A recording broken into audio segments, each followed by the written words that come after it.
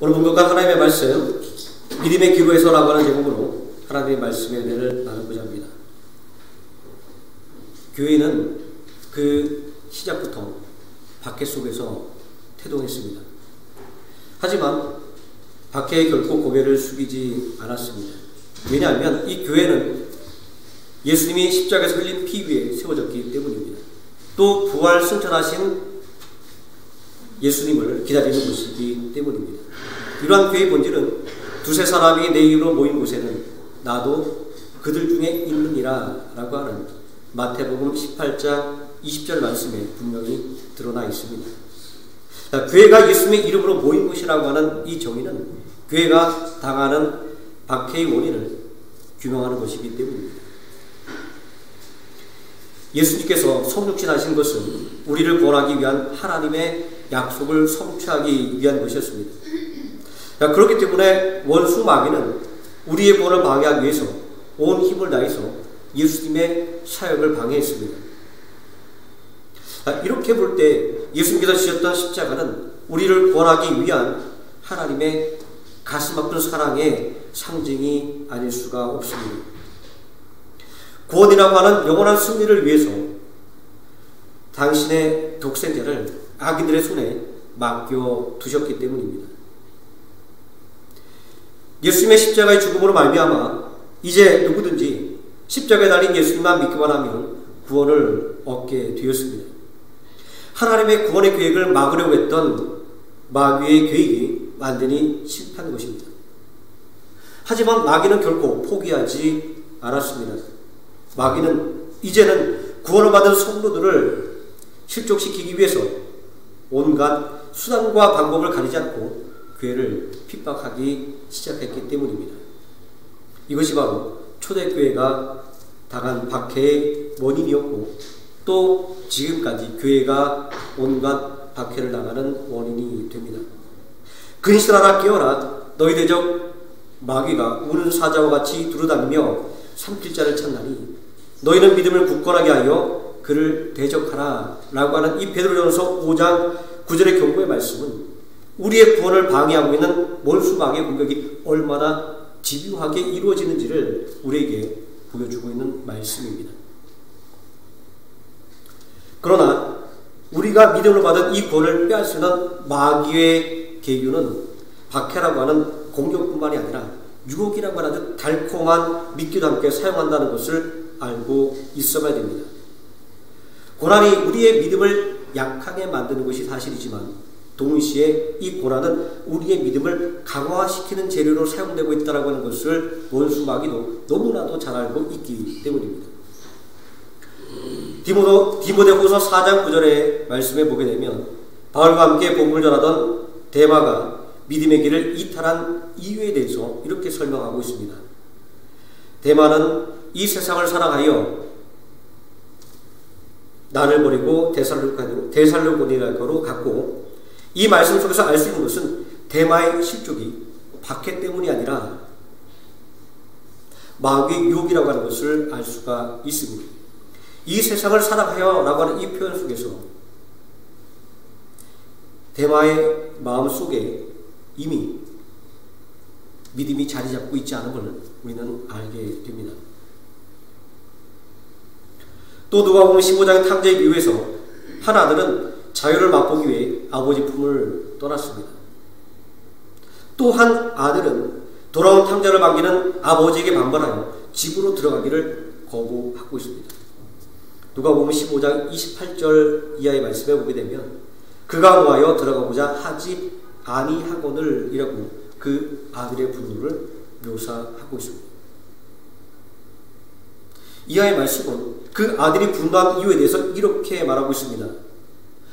아버지의 살림을 창녀와 함께 먹어버린 그 아들을 위해서 잔치를 베풀어주고 아버지 곁에서 아버지를 위하여 뼈 빠지게 일했던 자기에게는 조그만 새끼양 한 마리도 내어주지 않았다라고 그는 그렇게 분노하고 있는 모습을 우리에게 보여줍니다. 이 탕자의 비유를 통해서 우리를 믿음의 길에서 실족시켜서 우리의 구원을 빼앗으려는 마귀의 계교가 얼마나 전방위적으로 작동하고 있는지 우리는 알게 됩니다. 이런 말씀을 살펴볼 때 우리의 믿음은 늘 선택의 기로에 서 있다고 하는 것을 깨닫게 됩니다. 약하면 약한 대로, 강하면 강한 대로 어느 누구도 이 믿음의 선택의 기로를 피해갈 수가 없습니다. 우리는 늘 갈림길을 만나면 고민하지 않습니까? 인생의 중요한 순간마다 어떤 선택을 해야 할지 늘 고민하는 것이 우리의 인생입니다. 그래서 우리는 기도하고 금식하고 합니다. 물론 그때마다 하나님께서 우리에게 명확한 길을 들려주시고 보여주신다고 하면 얼마나 좋겠습니까? 그렇지 않다 할지라도 우리는 내가 가는 그 길이 하나님의 뜻에 합당한 것이 되도록 그렇게 우리는 간절한 마음으로 기도하고 금식하고 그렇게 하지 않습니까? 선택의 기로에서 어떤 선택을 하는가가 중요한 것은 우리가 하고 있는 이 선택이 단순하게 우리들의 삶의 영역에만 미치고 있는 것이 아니라 영원한 삶과 직결되는 것이기 때문에 그렇습니다. 잠시만 생각해봐도 우리는 우리의 생각과 삶의 방식이 우리의 믿음에 어떠한 영향을 끼치는지를 잘 알 수가 있습니다. 내 생활의 태도와 삶의 목적은 반드시 그 사람의 믿음의 생활의 모습을 규정하게 되어 있기 때문입니다. 저는 이 말씀을 준비하면서 제가 전도사 시절에 하나의 경험이 떠올랐습니다. 어느 때였는지 주일 대예배 시간만 되면 그렇게 졸음이 몰려오는 겁니다. 앞에서 담임 목사님이 설교하고 있는데 젊은 전도사가 맨 앞줄에 앉아서 꾸벅꾸벅 졸고 있다라고 하는 것은 아주 벌써 사나운 모습일 뿐만 아니라 또 스스로도 많이 근심과 걱정이 되는 그런 일이었습니다. 아무리 노력해도 이 졸음을 참을 수가 없었습니다. 아무리 이를 앙다물고 허벅지를 꼬집어도 그 쏟아져 오는 졸음을 견딜 수가 없었습니다. 그러던 어느 날 새벽 기도를 인도하고 오는 길에 극동방송에서 나오는 짧은 간증을 들었습니다. 어떤 집사님이 저처럼 주일 예배 시간만 되면 그렇게 졸음이 와서 견딜 수가 없어서 어느 날 하나님께 졸음마귀를 쫓아달라고 기도했다라고 하는 그런 간증이었습니다. 하나님 졸음마귀를 쫓아 주십시오라고 간절하게 기도했더니 더 이상 자기가 예배 시간에 졸지 않게 되었다라고 하는 간증이었습니다. 그 기도를 들을 때 저는 이렇게 생각했습니다. 아이 웃기는 소리 하고 있어 라고 말입니다. 무슨 졸음마귀야 라고 말입니다. 그런데 제가 처해 있는 상황이 도저히 그냥 넘어갈 수 있는 상황이 아니었습니다. 그래서 저도 하나님 앞에 기도하기 시작했습니다. 하나님, 저에게도 졸음마귀를 쫓아내 주시기 바랍니다. 예배 시간에 졸지 않도록 저를 붙잡아 달라고 기도했습니다. 그 기도를 하기 시작한 후 어느 날 저는 예배 시간에 절대로 졸지 않는 제 모습을 발견할 수가 있었습니다. 어떤 것으로 이해할 수가 있습니다. 그러나 저는 이렇게 생각합니다. 내가 온전하게 예배를 드려야 되겠다는 그 강력한 마음이 나의 태도를 바꿔 놓았다는 것을 말입니다. 나의 믿음의 자세를 바꿔 놓았다라고 말입니다. 이렇게 볼 때 오늘날 우리를 믿음의 선택의 기로에 서게 만드는 가장 강력한 이유는 우리의 삶에 다가오는 어려운 현실이 아니라고 하는 것입니다. 내가 추구하는 삶의 방향이 나로 하여금 믿음의 선택의 기로에서 방황하게 만드는 것이다 라고 하는 것을 알게 되었습니다. 오늘 읽은 이 본문의 말씀은 어부들이 예수님을 따라 나서는 장면입니다. 저는 이 장면 속에서 드러난 한마디의 고백 때문에 하루 종일 고민해야만 했습니다. 9절 말씀에 기록된 주여 나를 떠나소서 라고 하는 베드로의 고백이었습니다. 제가 이 본문의 말씀을 들고 묵상하면서 제 마음속에 가장 먼저 와 박혔던 말이 주여 나를 떠나소서 라고 하는 말이었습니다. 그래서 이 말씀을 통해서 믿음의 기로에서라고 하는 설교 제목을 정해놓고 또 한참을 고민할 수밖에 없었습니다. 무리들에게 하나님의 말씀을 가르치는 예수님, 그리고 그 말씀을 함께 들었던 베드로. 빈배를 이끌고 들어와 쓰리는 속으로 그물을 손질하는 그에게 자신을 위하여 배를 띄우라고 하는 예수님의 말씀에 순종했던 베드로, 그리고 깊은 곳에 가서 그물을 던지라고 했던 예수님의 말씀에 순종했던 베드로, 그로 인하여 그물이 찢어질 정도로, 그리고 두 배에 가득 채운 물고기를 잡은 그 기쁨의 순간에 갑자기 나를 떠나소서라고는 베드로의 고백이 튀어나왔기 때문입니다. 누가복음은 이 사건의 전모를 다 밝혀주고 있지 않기 때문에 궁금증은 더 증폭될 수밖에 없었습니다. 제가 가지고 있는 어떤 주석도, 그리고 인터넷에 올라와 있는 어떤 주석도 이 구절에 대해서 속 시원하게 다루고 있지 않기 때문에 계속 고민할 수밖에 없었습니다. 제가 이런 고민을 갖는 이유는 무엇이냐면, 가끔 말씀을 준비할 때 통상적인 어떤 설교의 방향이 아닌 방향을 제가 설정하게 될 때, 제가 설정했던 이 방향이 과연 전체적인 주석의 방향에서 벗어나지 않았는가, 혹시나 이것은 내 마음대로 해석하는 내 자의적인 해석이 아닌가라고 하는 것들을 끊임없이 고민할 수밖에 없기 때문에 이 부분을 규명하지 않고는 도저히 설교를 쓸 수가 없었기 때문에 하루를 꼬박 고민해야만 했습니다.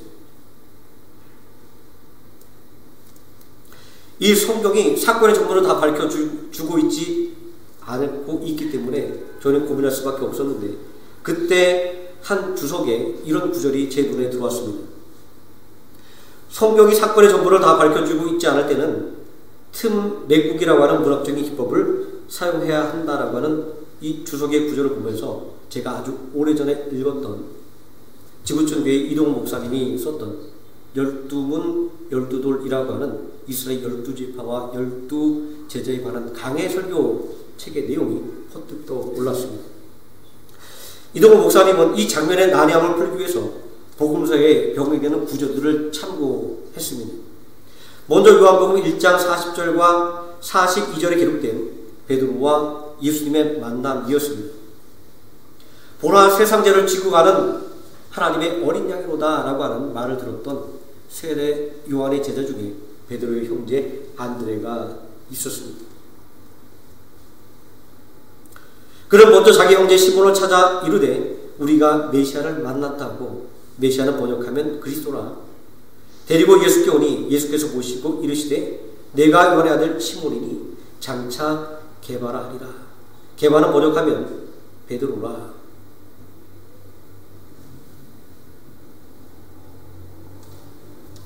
그리고 다음으로 누가복음 4장 28절 이하에 기록된 베드로의 장모의 병을 고쳐주신 치유의 사역이었습니다.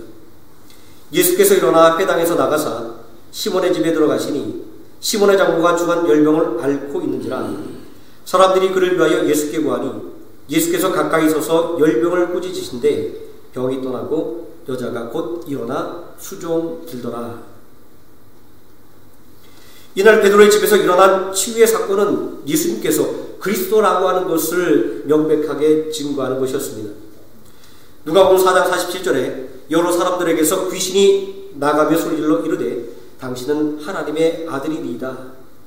예수께서 꾸짖으사 그들이 말함을 허락하지 아니하시니 이는 자기를 그리스도인 줄을 알미니라.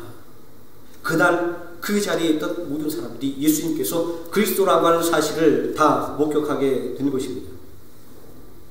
이 두 곳의 말씀을 통해서 오늘 본문에서 예수님을 만나고 있는 이 베드로는 예수님을 잘 알고 있었고 예수님 또한 베드로를 이미 잘 알고 있었음을 알 수가 있습니다. 이 만남은 첫 만남이 아니었던 것입니다. 시몬이라 불리던 베드로는 그리스도로 오신 예수님을 직접 만나서 베드로라고 하는 새 이름을 받았습니다. 또 예수님께서 자신의 장모님의 병을 치유하는 모습을 통해 예수님이 그리스도임을 확인했습니다. 그렇다고 한다면 오늘 본문에 기록되어 있는 이 만남은 세 번째 만남입니다. 그런데 본문의 말씀은 베드로와 친구들이 정확하게 더 말하지 않다면 형제인 베드로와 안드레 그리고 또 다른 형제인 야고보와 요한을 가리킵니다. 그들이 예수님을 따랐다는 것으로 끝맺음을 하고 있습니다. 여기서 우리가 또 하나 추정해 볼 수 있는 것은 예수님께서 베드로를 계속해서 부르셨다라는 것입니다. 자, 하지만 베드로는 여러 가지 이유를 들어서 예수님의 부르심을 받아들이지 않았던 것입니다. 저는 이 모습을 보면서 마치 삼국지에서 류비가 제갈량이라고 하는 인재를 얻기 위해 3번 방문했다는 것은 삼고 초려의 이야기가 떠올랐습니다. 이렇게 생각해 본다고 한다면 이 본문의 만남은 예수님께서 한 사람을 부르기 위해서 얼마나 애쓰고 있는지, 그리고 한 사람을 얼마나 귀하게 여기고 있는지를 알 수 있게 하는 대목입니다. 이 예수님의 부르심을 거부하는 베드로의 모습 속에서 우리는 다양 같아서 각기 제 갈 길로 갔거늘 이라는 이사야서의 말씀이 다시 한번 떠오릅니다. 저는 여기서 베드로가 예수님의 부름을 거부한 이유가 무엇인지를 생각해 보게 되었습니다. 베드로는 어부였습니다. 갈릴리 바다 곁에서 태어나서 또 그곳에서 자랐습니다. 유대의 전통을 따라 어릴 때부터 아버지를 따라 고기를 잡았습니다. 그에게 있어서 세상은 갈릴리 바다가 전부였고 그에게 있어서 고기잡이는 인생의 전부였습니다. 이런 생각은 우리도 별반 다르지 않습니다. 내가 사는 곳이 세상의 중심이고 내가 하는 일이 인생의 전부라고 우리는 그렇게 생각하지 않습니까? 우리가 조그만 실패에도 좌절하고 조그만 어려움에도 두려움을 느끼는 것은 바로 우리가 가지고 있는 이 세상과 또 나의 모든 인생이 깨질까봐 우리는 그렇게 두려움을 느끼지 않습니까?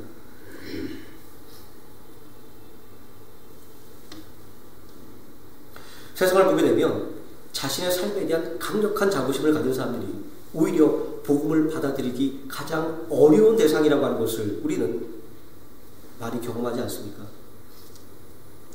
베드로는 성실한 어부였습니다. 때를 맞춰 고기를 잡으러 나갔으며 그날 고기를 얼마나 잡았든지 개의치 않고 그가 고기잡이를 마치면 다음날 위해서 그물을 손질하는 사람이었습니다. 베드로가 예수를 만났던 것은 바로 그 삶의 현장이었습니다. 자신의 삶의 자리를 그 무엇보다도 소중하게 여기고 성실한 삶을 살아가는 사람에게 예수님의 부르심은 쉽게 응답할 수 없는 것이었습니다.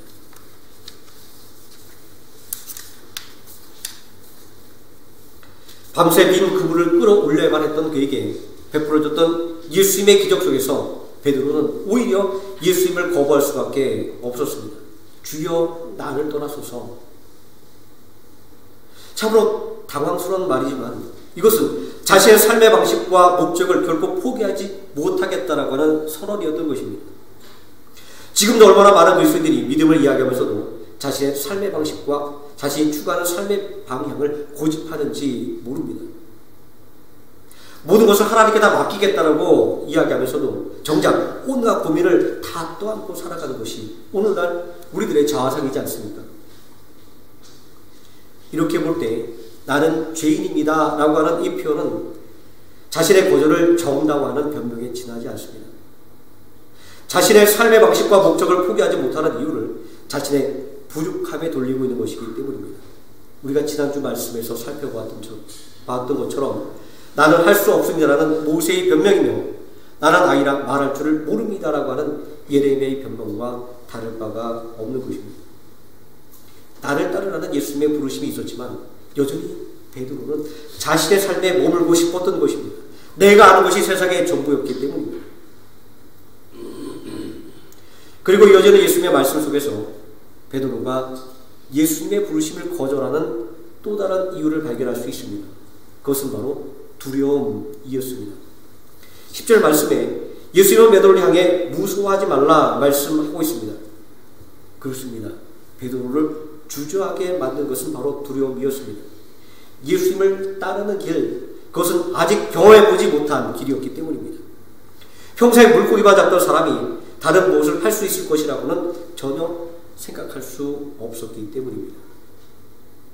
하지만 이 예수님의 부르심을 우리가 찬찬히 들여다보면 예수님이 원하는 것은 결코 새로운 것이 아니었음을 알 수 있습니다.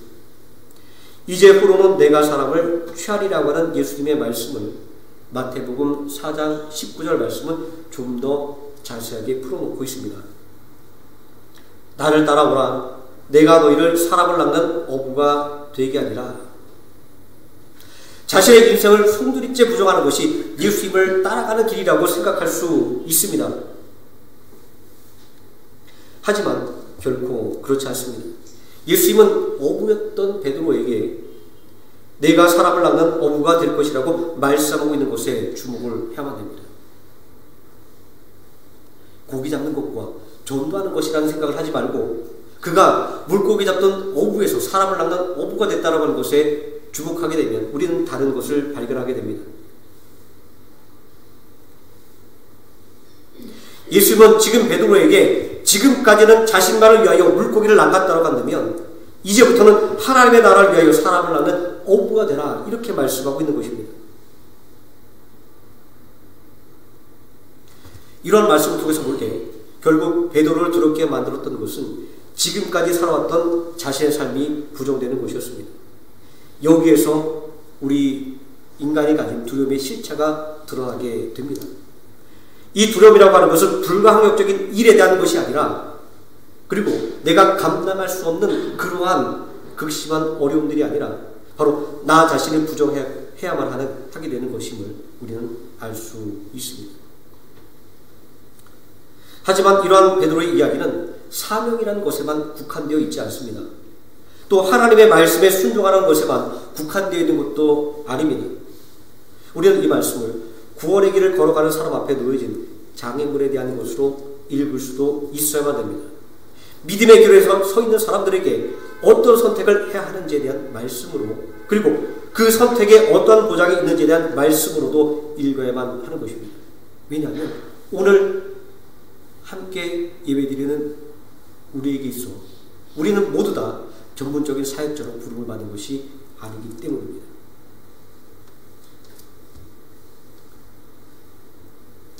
분명 이 말씀은 베드로와 그 친구를 부르시는 예수님의 부르심이었지만 오늘 이 말씀을 대하는 우리들의 관점에서 바라본다고 한다면 오늘 우리를 바라보시고 우리를 믿음의 길로 부르시고 있는 예수님의 부르심이라고 우리는 받아들여야 될 것입니다.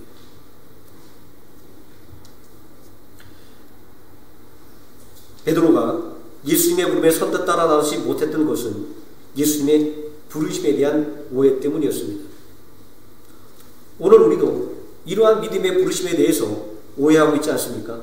믿음이 우리들의 삶을 얽매는 것으로 또 우리들의 삶을 제한하는 것으로 말입니다. 교회 가면 왜 그렇게 하지 말라는 것이 많은지 그리고 교회 가면 왜 그렇게 하라고 하는 것이 많은지 모른다라고 믿음을 거부하는 사람들은 많아곤 합니다. 그러나 예수님은 그 모든 제약과 그 의무에 대해서 이렇게 말씀하고 있습니다. 진리를 알지니 진리가 너희를 자유케 하리라. 요한복음 8장 32절의 말씀은 너무나도 정확하고 너무나도 타당합니다. 제가 사실 이런 표현을 쓰는 것은 이 말씀이 어떻게 우리들의 삶에 정확하게 그리고 적절하게 이루어지는지를 설명하기가 어려워서 제가 이렇게 두서없이 설명을 해봅니다. 우리는 우리의 삶의 주변에 일어나는 일들을 통해서 정당한 절차와 그리고 매뉴얼이 무시된 곳에 어떠한 재난이 일어나는지를 수없이 많이 목격해 왔습니다. 그래서 우리는 대부분의 재난의 상황을 바라보며 그 재난을 평가할 때 우리는 인재라고 하는 말을 가장 많이 사용합니다. 왜냐하면 원칙과 규정을 지켰다라고 한다면 결코 일어나지 않을 일들이었기 때문입니다. 그렇습니다. 우리들의 믿음의 길에 요구되는 규제와 의무라고 하는 것이 있습니다. 그러나 이 모든 것은 우리를 억압하기 위해 씌워진 굴레가 아니라고 하는 것입니다. 우리를 바른 길로 인도하여 참된 평화와 자유를 누리게 하기 위해서 우리에게 씌워진 굴레라고 하는 사실을 우리는 분명하게 깨달을 수 있어야만 하는 것입니다. 오늘 우리는 베드로와 같은 믿음의 기로에 서 있습니다. 나 자신의 생각과 삶의 방식을 고수할 것인가? 아니면 믿음의 요구대로 예수 그리스도를 닮아가는 삶을 살아갈 것인가? 또 믿음으로 사는 길에 대한 두려움으로 인해 그 길을 가는 것을 주저할 것인가? 아니면 담대하게 믿음의 요구를 따라 믿음의 길을 걸어갈 것인가? 라는 이 선택의 기로 말입니다. 우리는 어떻게 해야 이 믿음의 기로에서 올바른 선택을 할 수 있을까요? 제가 앞에서도 말씀드렸지만 기도하면 하나님께서 길을 가르쳐 주시고 금식하면 음성을 들려주시면 얼마나 속 시원할까요? 그러나 직접 우리에게 음성을 들려주지 아니하시고 직접 우리에게 길을 보여주지 않음에도 불구하고 하나님께서는 성경의 말씀을 통해서 그 해답을 우리에게 알려주고 있습니다. 오늘 본문의 베드로의 이야기는 그 해답이 어떤 것인지를 우리에게 잘 알려줍니다. 자, 믿음의 길에 선뜻 나서지 못하는 베드로를 예수님은 결코 책망하고 있지 않습니다. 그의 두려움을 아시고 오히려 그를 격려하셨습니다. 두려워하지 말라. 그리고 그에게 갈 길을 보여주셨습니다. 내가 물고기를 낚는 어부였으나 이제는 사람을 낚는 어부가 되게 하리라.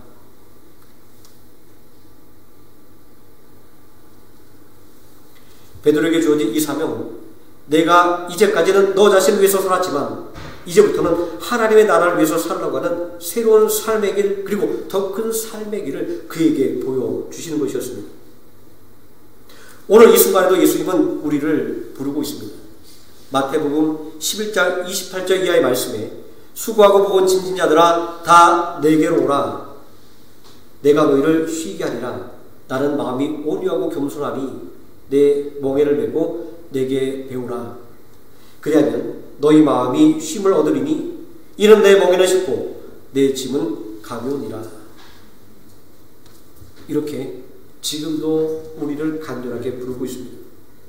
예수님이 지었던 그 멍에는 인생의 그런 쓴맛을 피해가는 그런 것은 아니었습니다. 예수님이 우리에게 가르쳐주기 원했던 그 멍에는 하나님의 뜻을 알기 위해 노력하는 것이었고 그 하나님의 뜻대로 사는 것이었습니다. 그야말로 예수님은 믿음의 삶을 통해서 우리가 어떻게 믿음의 삶을 살아가야지에 대한 모범을 우리에게 보여주셨던 것입니다. 믿음은 우리가 착각하고 있는 것처럼 나의 의지로 생기는 것이 결코 아닙니다. 내가 믿습니다라고 이야기하지만 엄밀하게 이야기한다고 한다면 내가 하나님의 은혜로 말미암아 믿게 되었습니다 라고 하는 것이 더 적절한 표현일 것입니다. 우리의 믿음은 예수님의 부르심을 듣고 그분께 나아가서 그분의 말씀을 배울 때 생기는 것입니다. 그렇게 로마서 10장 17절 말씀은 믿음은 들음에서 나며 들음은 그리스도의 말씀으로 말미암았느니라 이렇게 증거를 하고 있는 것입니다. 바로 이것이 우리가 예배의 자리로 나아가고자 하는 이유입니다. 이 예배라고 하는 것은 예수 그리스도의 이름으로 하나님 앞에 나아가는 것이고 예수 그리스도를 통하여 하나님의 말씀을 듣고 배우는 자리이기 때문입니다. 오늘날 코로나 팬데믹 앞에서도 예배에 대한 열망이 꺼지지 않고 있는 것은 될 수 있으면 교회에서 모이기를 소망하고 또 교회에 나올 수 없으면 각자의 처소에서 온전히 시간을 지켜 하나님 앞에 예배드리기를 사모하는 우리들의 이 열정인 바로 이 예배라고 하는 것이 우리의 믿음을 온전하게 만들어가는 그 자리이기 때문입니다. 또 우리의 믿음을 강하게 만드는 자리이기 때문입니다. 그렇게 이 예배는 언제나 하나님의 은혜를 더욱더 사모하게 만듭니다. 그리고 하나님의 은혜에 대한 사모는 우리로 하여금 예배의 자리를 더욱더 사모하게 만듭니다. 제가 드린 이 말씀이 마치 꼬리에 꼬리를 물고 순환하는 그런 반복되는 이야기 같습니다. 하지만 이렇게 돌고 도는 순환의 관계는 믿음이 가진 특성을 보여주고 있습니다. 믿음이라고 하는 것은 끊임없이 하나님의 말씀을 통하여 그 영양분을 공급받아야만 한다라는 것입니다. 또 예배 자리를 통하여 하나님 앞에 꺼내 놓을 수 있어야만 한다는 것입니다. 예수님의 부르심에 선뜻 나서지 못했던 베드로와 그 친구들이 모든 것을 버려두고 예수님을 따라갈 수 있었던 것은 예수님의 격려가 있었기 때문입니다. 또 예수님의 약속이 있었기 때문입니다. 이렇듯 예배라고 하는 것은 예수님의 격려와 약속이 끊임없이 재확인되는 자리입니다. 그렇게 우리는 예배의 자리를 통해서 나의 태도와 삶의 방식을 내려놓고 두려움을 떨쳐버리고 믿음의 길로 힘차게 달려갈 수 있게 되는 것입니다. 우리는 삶의 중요한 고비를 만날 때마다 동시에 믿음의 기로에 서게 됩니다. 그러나 그때 결코 두려워하지 마시기 바랍니다. 믿음의 기로에 설 때마다 예배의 자리를 더욱더 사모하시기 바랍니다. 예배에 대한 그 간절한 사모함이 베드로가 예수님을 따라 나설 수 있었던 그런 결단을 낼 수 있었던 것처럼 우리를 바른 믿음의 길을 걸어갈 수 있도록 우리를 강하게 만들어 줄 것이기 때문입니다. 기도하시겠습니다. 전능하신 아버지 하나님, 오늘 베드로를 찾아오시는 예수님의 모습을 통하여 예수님께서 우리에게 얼마나 큰 관심을 가지고 우리를 얼마나 바로 세우기를 원하시는지를 깨닫게 됩니다. 베드로는 그의 인생의 삶에 매여서 온전한 구원자의 음성에 응답하지 못했던 것을 보게 됩니다.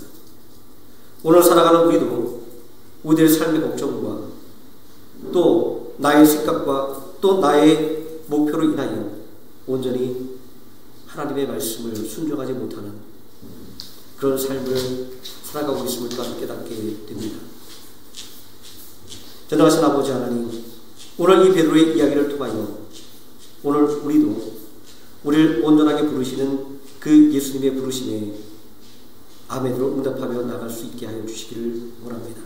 우리가 살았던 모든 인생들을 뒤집어 엎는 것이 아니라 내가 살았던 그 모든 인생 가운데에서 그 모든 인생이 나 자신만을 위한 것이 아니라 이제는 하나님의 나라를 위하여 그리고 앞으로 구원받게 될 수많은 영혼들을 위하여 먼저 부름받은 존재라고 하는 사실을 온전히 깨닫고 온전히 하나님의 말씀에 더욱더 순종하여 더욱더 하나님의 강한 오른손을 붙잡고 담대하게 걸어가는 믿음의 사람들 되게 하여 주시옵소서. 예수님의 이름으로 기도드립니다. 아멘.